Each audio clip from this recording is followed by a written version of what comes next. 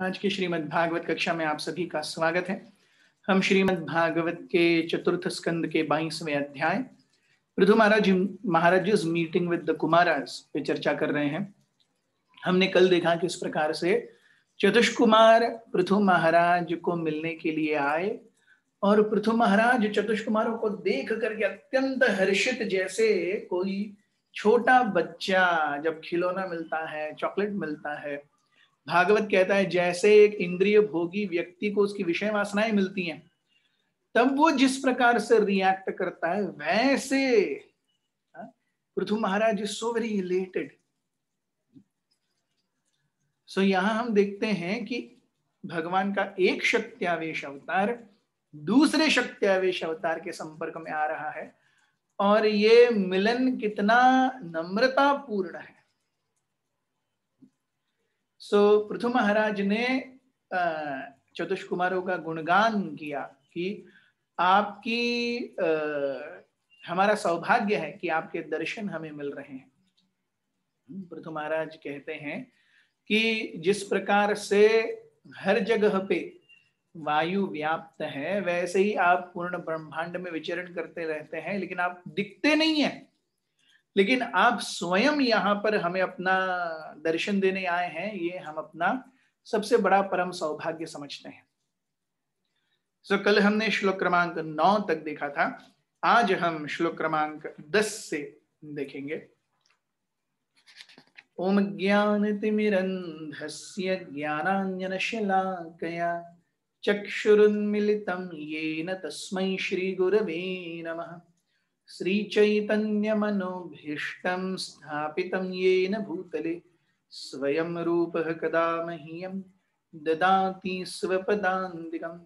वन्देऽहं श्रीगुरुः श्रीयुतापदकमलं श्रीगुरून् वैष्णवांश्च।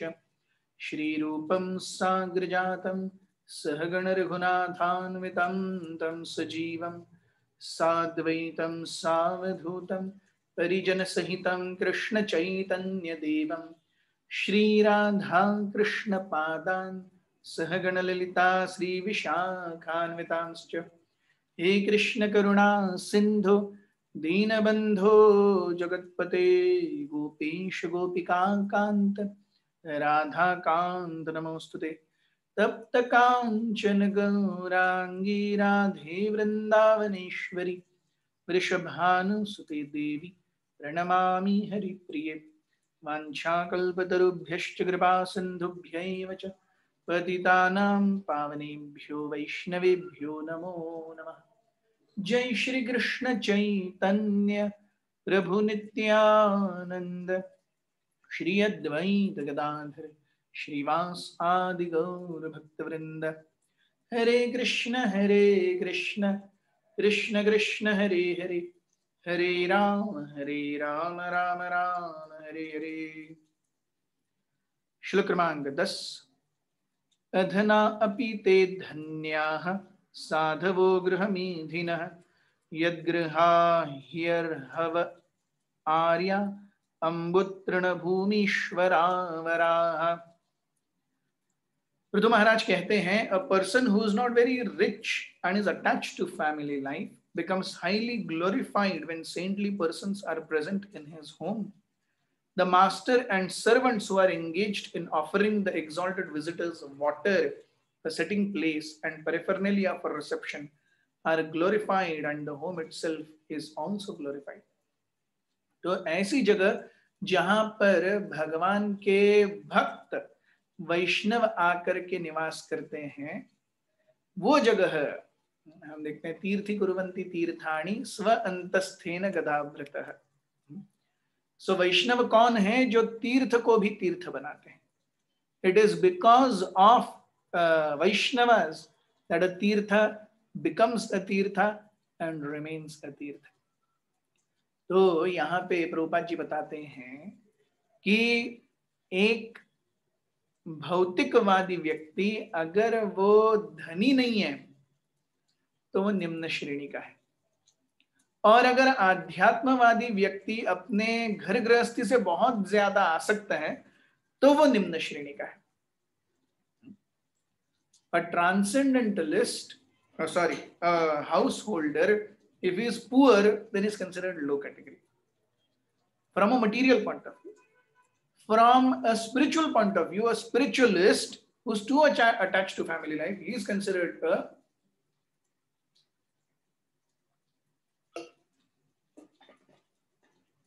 of a low category. So Prithu महाराज कहते हैं कि आपके जैसे साधु, आपके जैसे सन्यासी, आपके जैसे महान वैष्णव ये क्या करते हैं? गृहस्थों का उद्धार करने के लिए, हम जैसे गृहस्थों का उद्धार करने के लिए हमारे घर में आते रहते हैं. सो प्रभुपाद जी यहाँ पे कहते हैं कि जब साधु वैष्णव किसी एक घर में आते हैं तब वो वैष्णव अत्यंत, तब वो घर अत्यंत गौरवान्वित तो होता है. सो अगर किसी भौतिक रूप से निम्न श्रेणी के, means even a poor person, if he is able to receive sadhus, it's all auspicious. और साधुओं को क्या चाहिए? केवल पानी, बैठने के लिए एक छोटी सी घास का तिनका, मतलब घास की मैट, पानी, भूमि जिस पर वो बैठेंगे, बस. क्या इतना कोई नहीं ऑफर कर सकता? Definitely. Even if someone is very poor, आदर आतिथ्य के लिए एक गिलास पानी तो पूछ ही सकते हैं. Even if somebody is very poor, बैठने के लिए एक चटाई तो दे ही सकते हैं. सो साधु उसी में संतुष्ट हो जाते हैं. जैसे हम देखते हैं भगवान, पत्रम पुष्पम फलम तोयम योमि भक्त्या प्रयच्छति. सो भगवान अत्यंत अल्प संतुष्ट हैं. ही becomes happy, satisfied in very, very less. Similarly, Vaishnavas also become satisfied and happy in very, very less. पानी, एक चटाई, बैठने के लिए भूमि, बस. So हम देखते हैं Vaishnavas are like चलते फिरते भगवान. He is moving God in one sense. Because he does everything only for the pleasure of the Lord and only in the service of the Lord. तो ऐसे जो चतुष्क कुमार हैं वो पृथु महाराज के घर पे आए हैं और पृथु महाराज अत्यंत प्रसन्न हैं, अपने आप को सौभाग्यशाली मान रहे हैं. श्लोक क्रमांक 11. व्यालाय यद्रुमा वै, व्यालाल यद्रुमा वै तेषु रिक्ताखिल संपदः यद्गृहास्तीर्थपदीय पादतीर्थ विवर्जिताः. On the contrary, even though full of opulences and material prosperity, any householder's home where devotees of the Lord are never allowed to come in and where there is no water for washing their feet is to be considered a tree in which all venomous serpents live.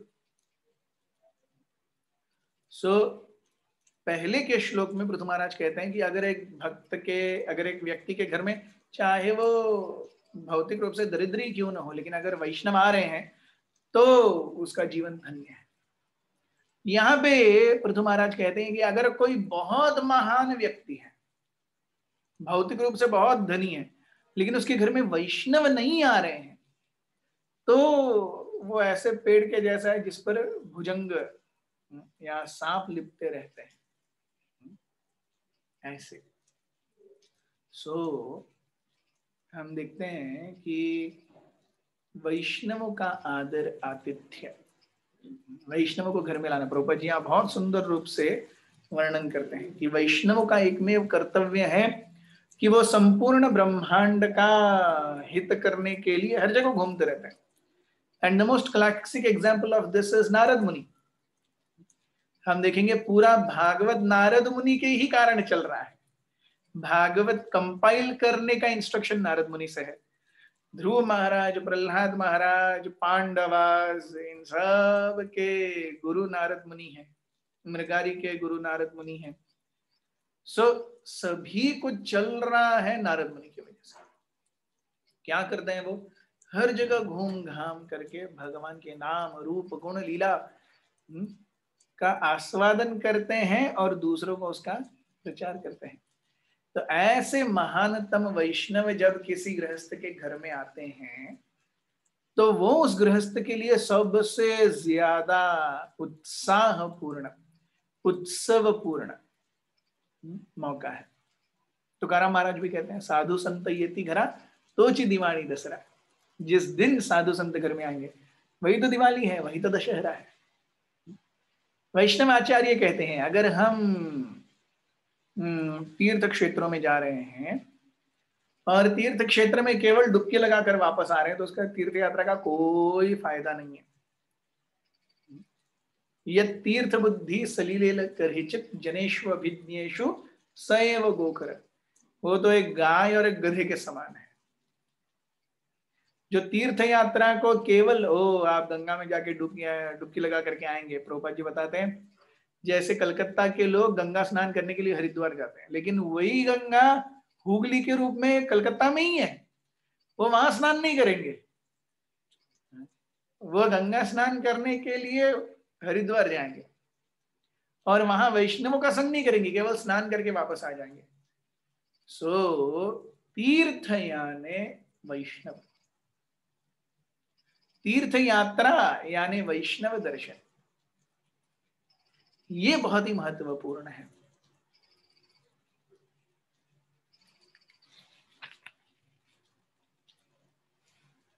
तो प्रभुपाद जी कहते हैं कि आजकल लोगों के घरों के ऊपर ये लगा रहता है, क्या लगा रहता है, name plate, do not enter, trespassers will be prosecuted, be aware, dog is there. मतलब घर में कुत्ता ठीक है लेकिन आप नहीं आने चाहिए, मतलब जो बाहर से आ रहा है वो कुत्ते से भी ज्यादा नीच है, इन वन सेंस ये मैसेज जा रहा है। तो यहाँ पृथु महाराज कहते हैं कि ऐसा घर उस पेड़ के जैसा है जहां पर केवल वेनमस स्नेक्स, विषारी सांप लटके रहते हैं। श्रील प्रभुपाद जी हमें बहुत सुंदर रूप से बताते हैं व्हाट इज वैदिक जीवन। वैदिक जीवन क्या है? Open door, open Windows and open mind, जहां पर दरवाजे खुले हैं, खिड़कियां खुली हैं और जो भी अंदर रह रहा है उसका मन भी खुला हुआ है, वो वैदिक जीवन है। आजकल हम सब कुछ बंद करके एसी में रहते हैं और सफोकेशन होती है। नहीं, वैदिक जीवन means free flow of air, वैदिक जीवन means free flow of natural sunlight. वैदिक जीवन मीन्स इसलिए घर ऐसा होना चाहिए जहां पे सूर्य प्रकाश और हवा ये दोनों खेलते हो, वरना जहां पर सूर्य प्रकाश नहीं पहुंचता, जहां पर हवा नहीं पहुंचती, ऐसी जगह केवल वन में परिवर्तित हो जाती है। It becomes very slowly but definitely it turn becomes into a forest, dull वातावरण रहता है। घर कैसा होना चाहिए? जगमगाता होना चाहिए, जहां पर हर जगह पे सूर्य का प्रकाश होना चाहिए। श्लोक क्रमांक 12, स्वागतम वो द्विज श्रेष्ठ यद्रतानि मुमुक्षवः चरन्ति श्रद्धया धीरा बाला एव बृहन्ति च। Maharaj Prithu offered his welcome to the four Kumaras, addressing them as the best of the Brahmanas. He welcomed them, saying, from the beginning of your birth, you strictly observed the vows of celibacy, and although you are experienced in the path of liberation, you are keeping yourself just like small children. तो यहाँ पर ब्रह्मचर्य का बहुत सुंदर वर्णन किया गया है। इस प्रकार से एक व्यक्ति जो ब्रह्मचर्य का जीवन जीता है वो अनायास ही भगवान के अत्यंत करीब पहुंच जाता है। अपने जीवन में बहुत सारी चीजें जिसकी उसे पूर्ण रूप से आवश्यकता नहीं है, उनसे वो अपने आप को दूर कर सकता है। सो प्रभुपाद जी यहाँ कहते हैं कि 4 संप्रदाय और चारों संप्रदायों के जो महान आचार्य हैं वो सभी नैष्ठिक ब्रह्मचारी हैं। इस जीवन में क्या कहते हैं, मायावाद के प्रवर्तक भी नैष्ठिक ब्रह्मचारी हैं। मैं एक ये सुन रहा था, I was hearing a lecture here. There was a very nice analogy given. वो कहते हैं कि हर कोई आम खाता है।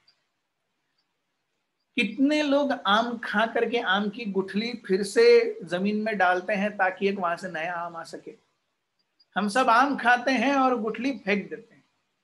98-99% लोग आम खाते हैं, गुठली फेंक देते हैं। 1%, आधा टका लोग, उससे भी कम शायद, वो गुठली लेकर के कहीं पे गाड़ देते हैं ताकि उसमें से एक नया आम आ सके। तो साधु उस व्यक्ति की तरह है जो आम खा करके गुठली डाल रहा है ताकि उस गुठली से किसी और का 20-30 साल के बाद पेट भरे। He is not only taking from the society, he is giving back to the society. In what way is he giving back to the society? He is giving back to the society in the form of spreading of Krishna consciousness. वो कैसे समाज का उद्धार कर रहा है, कैसे सामाजिक ऋण से अपने आप को निवृत्त कर रहा है? भगवत भक्ति का ज्ञान प्रचार करके वो साधु अपने आप को सामाजिक ऋण से निवृत्त कर रहा है। तो प्रभुपाद जी यहाँ कहते हैं कि ऐसे वैष्णवों को कभी भी जाति बुद्धि के अनुसार नहीं लेना चाहिए। वैष्णव जाति बुद्धि ये नारकीय मति है। अरे ये हायर कास्ट का है, ये लोअर कास्ट का है। एक बार एक वैष्णव, once a Vaishnava always a Vaishnav.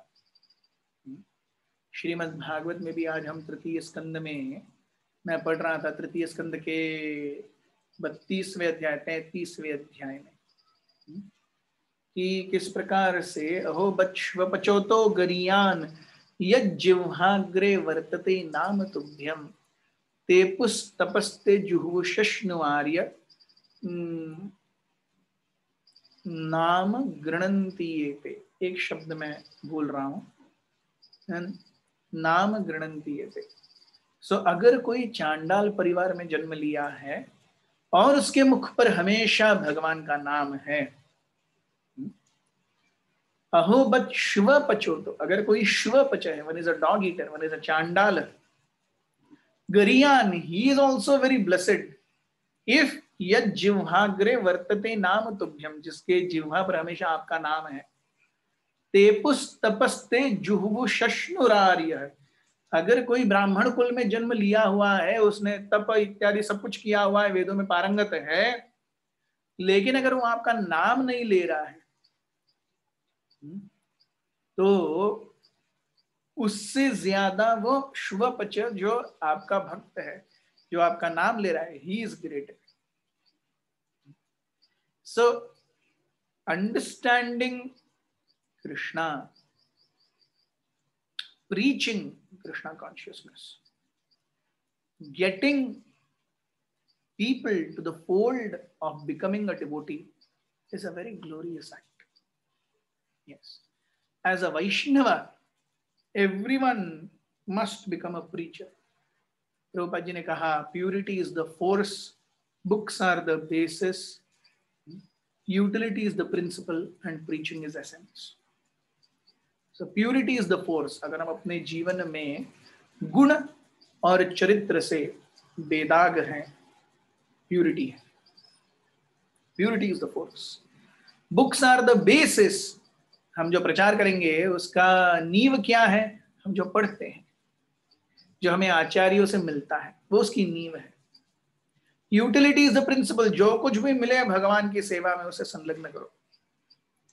And preaching is the essence, ultimately प्रचार करना ही है, अल्टीमेटली प्रचार करना है।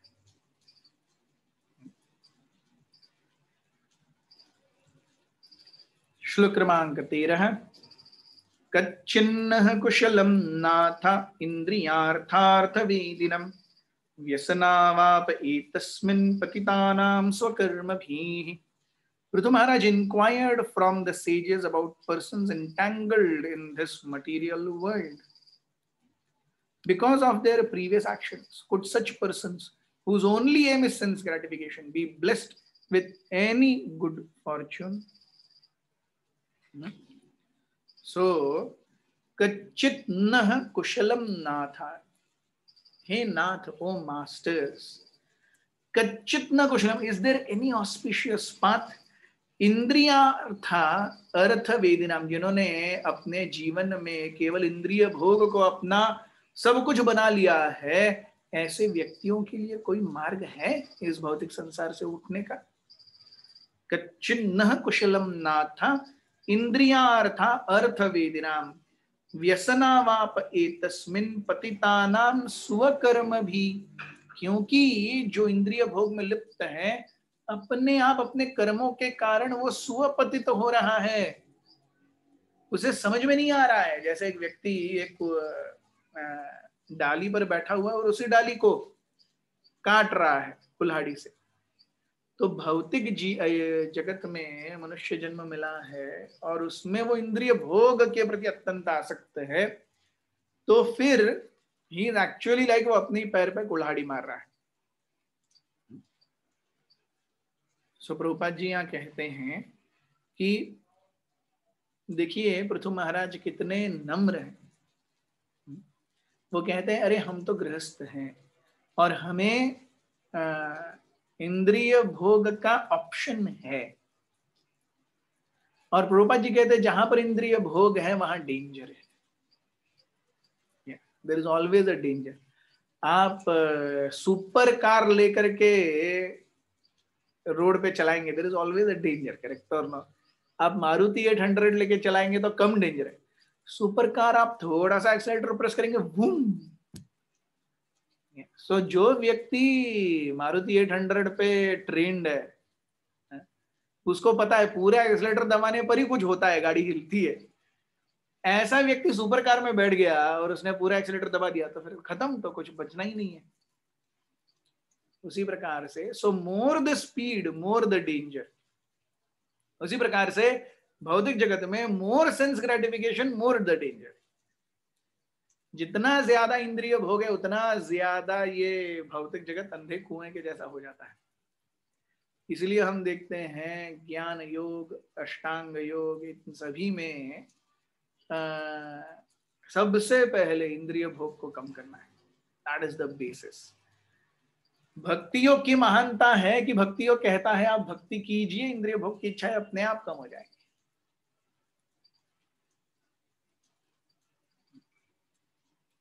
रूपा जी यहां उदाहरण देते हैं पांडवों का। पांडवों जैसे महान व्यक्तियों को भी क्या देखना पड़ा था?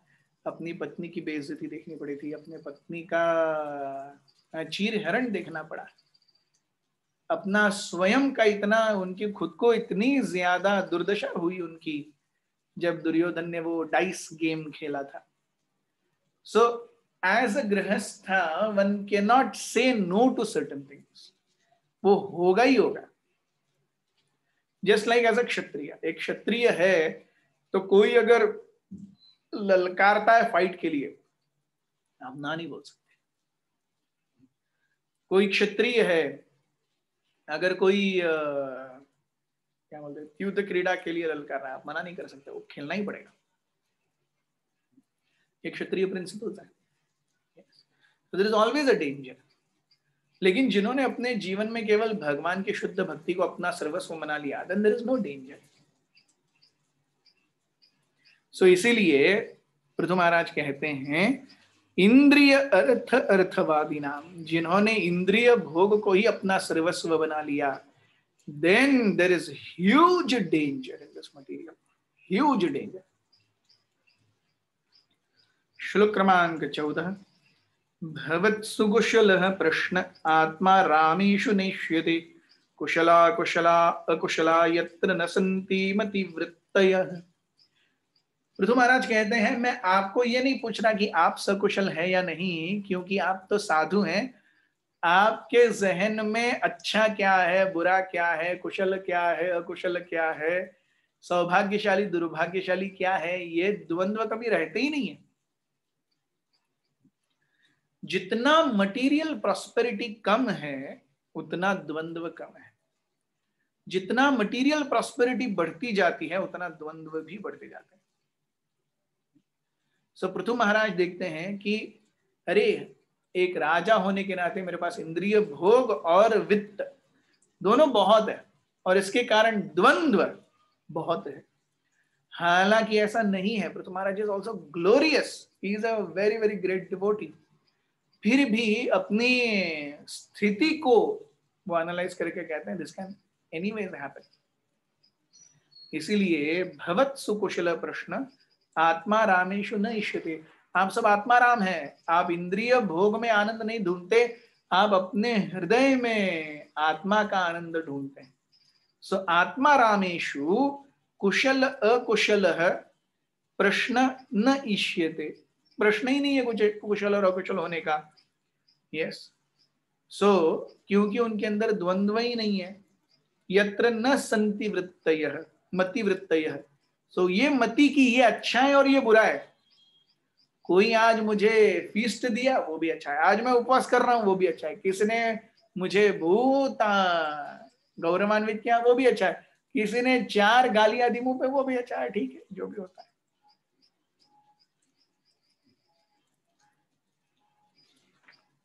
So this is how a sadhu should be. Prabhupada ji Chaitanya Mahaprabhu चैतन्य चरितामृत अंत्य लीला को कोट करते हैं, द्वैते भद्रा भद्र ज्ञान सब मनोधर्म, एई भाल एई मंद से सब भ्रम। सो द्वैते भद्र अभद्र ज्ञान, भद्र और अभद्र ये अच्छा है ये बुरा है, ये द्वैत ज्ञान सब मनोधर्म। Actually from spiritual point of view everything is bad only, even the best of the things here in this material world are bad only from spiritual point of view, है कि नहीं?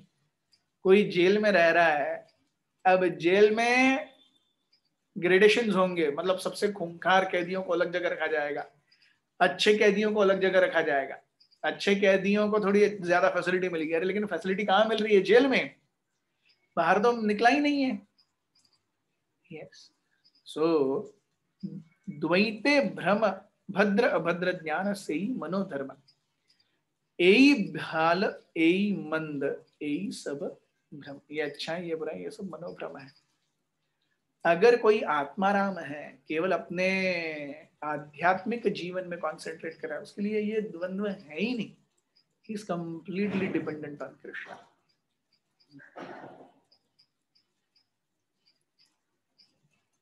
सो यही प्रार्थनाएं आगे भी बढ़ती रहेंगी। हम कल से श्लोक क्रमांक 15 से चर्चा शुरू करेंगे, हमारे साथ बने रहिए। बहुत बहुत धन्यवाद। हरे कृष्ण। ग्रंथराज श्रीमद् भागवत की जय, उपस्थित वैष्णव वृंद की जय, गौर प्रेमानंदे। हरि हरि बोल।